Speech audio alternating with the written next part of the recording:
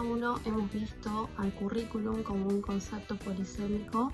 Dentro de esta segunda unidad nos interesa en primer lugar identificar una suerte de tipología respecto a esta noción.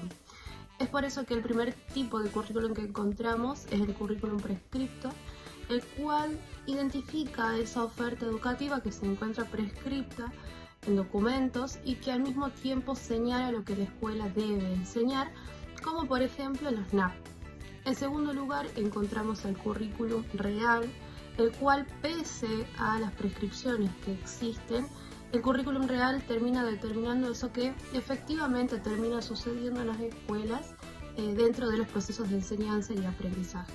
Por otra parte tenemos el currículum oculto, el cual lo ha acuñado algunos sociólogos como por ejemplo Jackson, pero particularmente nos interesa detenernos en Giroux, quien en el 92 identifica el currículum oculto como aquellos valores, aquellas normas, creencias que se transmiten al estudiante de igual manera que los contenidos, solo que de manera implícita.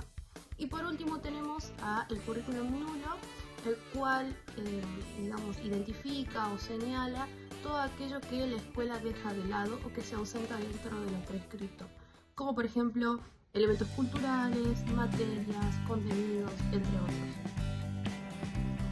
Cuando hablamos sobre política curricular, Flavia Terighi conecta la política educativa con la política curricular, retomando a Elmore, ya que lo va a identificar como aquel cuerpo de leyes y regulaciones sobre la cual debe enseñarse. En este sentido, identifican tres hipótesis sobre el currículum. Primero y principal, la aplicación, en la cual el currículum prescripto se va a imponer sin considerar a los actores sociales. Segundo, la disolución, en donde se enfatiza tanto el papel activo, pero también el papel crítico de los actores sociales. Y tercero es la especificación, en la cual se la va a entender como aquella interacción dinámica entre el control que se realiza al currículum y la aplicación en la realidad educativa del mismo.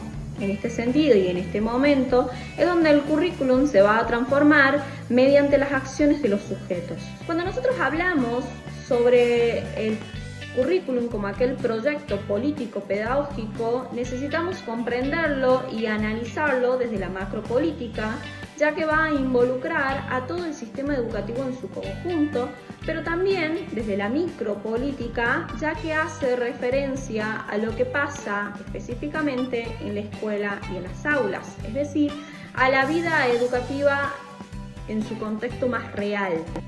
También podemos tener en cuenta los niveles de concreción. A nivel nacional tenemos la Ley de Educación Nacional y los NAP. A nivel jurisdiccional, todos los diseños curriculares provinciales. A nivel institucional, el PCI, el PEI, mientras que a nivel laúlico vamos a tener en cuenta el PCI. Por último, queremos tener en cuenta los aportes de Nora Alterman, que nos va a hablar de cómo analizar el currículum.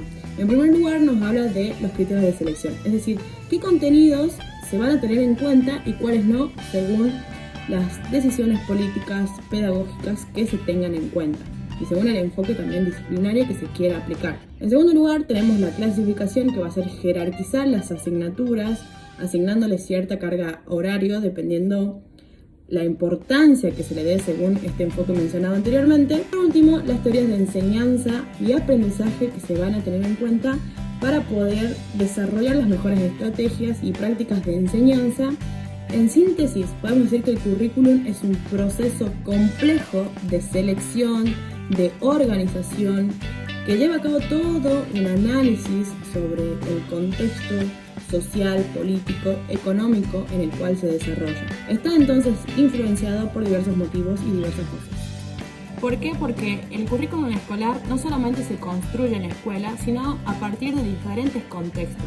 Por ende, el currículum en acción debe tener en cuenta el contexto institucional, el ideario pedagógico, como así también las opiniones de los sujetos. Esto implica crear y desarrollar un espacio de intercambio en donde se respete y se tenga en cuenta las decisiones, los aportes de los que hacen a la educación, para así poder crear un intercambio y un ideario crítico que respete las respuestas y los aportes colectivos de las personas.